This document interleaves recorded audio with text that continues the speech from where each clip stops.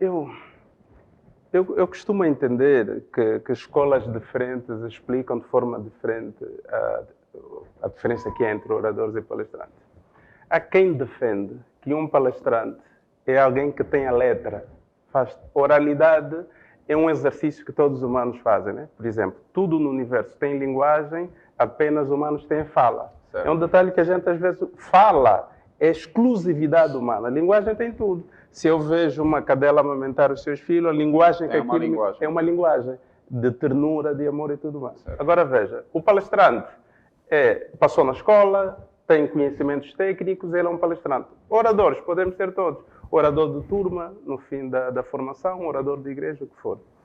Mas quando falava, se quisermos ser profundos, porque cada um de nós, como é evidente, tem de discutir algo a partir de quem você é. Certo. E a nossa extensão geográfica, ela permite essa diversidade. Né? Não é sem razão que nós somos 1.246.700 km². Né? Então vamos lá ver.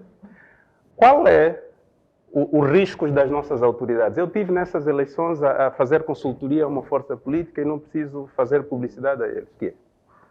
Qual é a dificuldade que eu encontro ao treinar diretores, ao treinar autoridades, o que for? A questão é quem nos colonizou? Foram portugueses, por extensão ocidental. Qual é a característica da comunicação deles? A anglo-saxónica. Por que a gente, quando ouve o brasileiro, nós não sabemos porquê e de repente gostamos? Porque a oratória deles é muito influenciada pelo aspecto latino. Qual é a característica do povo latino? É do tchá-tchá-tchá. É mais divertido. É emocional. Percebes? Certo. Isso conecta. O fardo que a gente tem que levar, abre aspas, e estou a falar pacificamente, pela influência ocidental, é que nós ficamos muito sérios. E não estou a falar sérios apenas do franzir do rosto, as pessoas têm direito de ter características. É que a nossa comunicação ela é muito formal e burocrática. Esse é o grande desafio que nós temos como consultor de oratória. Porque quando tu chegas no público e diz, olha, a comunicação que conecta é emocional, depois vem um paradigma que falou há pouco a Costa Batalha, que é o automático neles, a influência ocidental é tal que eles automaticamente vão ser o que você está a dizer para não ser. Uau.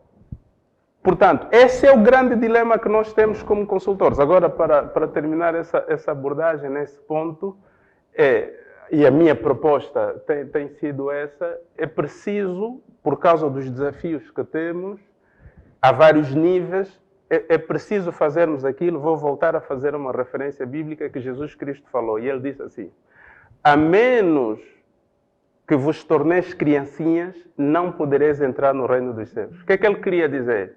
O que é que uma criança é? Se permite aprender, se permite ser ensinado. Qual é a característica de algumas das nossas autoridades? Algumas. E eu estou a falar isso com muita responsabilidade.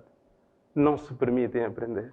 Porque nós pensamos, como eu paguei, e como eu sou uma pessoa grande, quem é este jovem?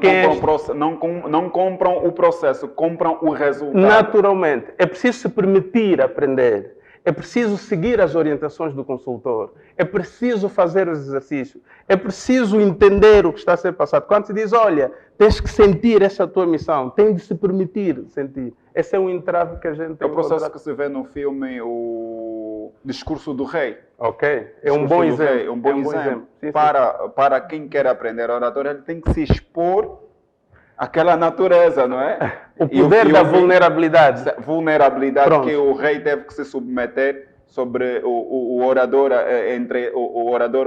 em treinamento, não é? Ao treinar. Então teve mesmo que se submeter Nós ainda falta aprendermos essa cultura. Os consultores já temos, certo. As matérias a gente tem e tudo mais. Mas o nosso problema é... E depois, alguns de nós como consultores também... É por isso que eu defendo, e eu tenho dito isso publicamente, nós vamos mudar como país e como geração quando tivermos o equilíbrio de, ao mesmo tempo que falamos das coisas do ponto de vista técnico, e sermos verdadeiros. Aquilo que gerar diz... autenticidade. Gerar autenticidade. A tal autenticidade que a gente pede para ter deve começar em nós. Muito bem. Comunicação é muito mais do que você se dirigir para alguém. Você se comunicando com coerência e com assertividade, você tem a capacidade de tocar o coração da pessoa, transformar a vida. Você tem a capacidade praticamente de conectar com o interior desta pessoa. Mas pessoas há que não têm esta capacidade. O que essas pessoas podem fazer para que elas possam ser, então, comunicativas e assertivas ao mesmo tempo? Eu fui muito medíocre e já disse aqui, eu vou voltar a repetir, se lembrarem, no meu processo de crescimento eu cresci tímido, então eu tinha uma comunicação passiva. Eu tinha uma comunicação passiva e não podia falar com medo de errar, com medo de falhar, com medo do julgamento das pessoas, com medo da crítica, medo de apanhar uma boa surra. E aí desenvolvi gagueira, desenvolvi tudo, me afastei. Até aqui estamos quitos. Comunicação passiva. E eu cresci assim, tá? Eu cresci exatamente assim. E isso fez com que eu me fechasse. Eu não acreditava em mim, eu não era merecedor, eu não compartilhava, eu não participava dos diálogos, até podia saber do assunto, mas eu ficava calado. Isso fez-me perder grandes oportunidades de emprego, em desenvolver o próprio negócio, em trabalhar, em desenvolver relacionamento com várias pessoas. Várias portas se fecharam porque eu me calei. Eu me calava, eu só aceitava tudo. Sim, sim, sim, sim, sim, sim, sim, sim, sim. Ou seja, sim para os outros, não para mim.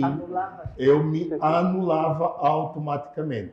Mas como eu cresci num contexto em que eu recebia muita crítica e muita punição, automaticamente eu me transformei neste ser. Ok, eu não posso fazer, mas eu detestava o que os outros faziam. Eu criticava, eu era arrogante. E agora eu me perguntava, por que eu era tão arrogante? Por medo da aproximação das pessoas e descobrirem os meus pontos fracos. Por medo da interação com as outras pessoas. Eu era arrogante, eu podia estar a dizer porque o João Braga se posiciona mal, fala mal, não está bem, porque ele... Mas eu também nem sequer lá estive, eu nem sei como funciona. Mas é aquilo que me faziam. E então eu tinha uma comunicação, para além de passiva, desenvolvi uma comunicação agressiva, porque eu era agressiva com as outras pessoas. Eu falava aos gritos, falava aos berros, batia a mesa. E o pior, eu dava as costas para quem tivesse a tentar partilhar a sua ideia comigo. Eu dizia, já sei o que você tem para dizer. Não, já sei tudo. Não, tu és burro, tu és isso, tu não serves. Já dava as costas. Exatamente tudo que antes fez parte do mundo, do meu processo de educação. E aí, para conseguir algumas coisas, eu manipulava. Eu não era eu, falaste bem, eu era um indivíduo artificial, tentava ser o Braga, mas eu não era eu. Eu tentava entrar como como é que se diz, um cordeiro de lobo. De lobo, para conseguir o que quero, e usando máscaras, isso também não era bom, isto era feio, era horrível. E tudo isso muda exatamente quando eu aprendo as habilidades de comunicação, quando eu entrei nesse mundo. Mas é uma coisa que eu já fazia e faço desde pequeno. Falou-se da questão de aprender na igreja. Meu pai foi pastor evangelista e professor. E eu tenho o nome dele, eu sou o xará dele. E a primeira aula que ele me ensinou de oratória, Kimwanga, a oratória não são palavras, são ações. Não é palavra, não é o verbo, é ação. É o resultado daquilo que acontece.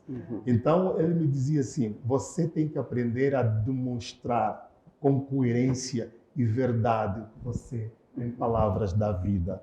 Então, de nada adianta nós aprendermos essa estratégia de nos tornarmos os grandes oradores, bons oradores, se o resultado que foi planificado, a estratégia, aquilo que se pretende não seja efetivo. Então, o orador somos todos nós e o palestrante é aquele profissional que faz uso de conhecimento, de ferramenta para dar respostas, resultados a empresas, às pessoas, ao mundo por aí fora. Nós estamos a todo momento a falar em silêncio.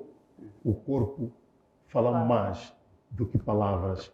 A sua postura, a forma como você senta, como você caminha, os traços faciais, está sempre um zumbo, trancado, ou sempre a sorrir. Você se conecta fácil, assim como eu estou me conectar tão bem com o Braga, com o Osvaldo. Você sorri para as pessoas, você se coloca como presente para escutar o outro atentamente o que tem para falar. Se você não faz isso, coloque na balança que resultados você vem tendo na vida com a sua comunicação. Boas. Então, eu acredito que a comunicação ela é resultado da maneira como pensamos, das crenças que nós temos e da maneira como nós agimos no mundo. Tudo é resultado na vida, mas a maneira como você se comunica, ela tem um impacto muito grande nos resultados da sua vida.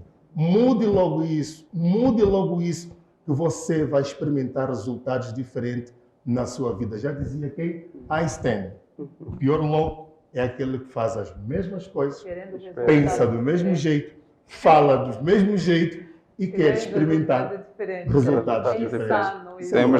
Temos aqui duas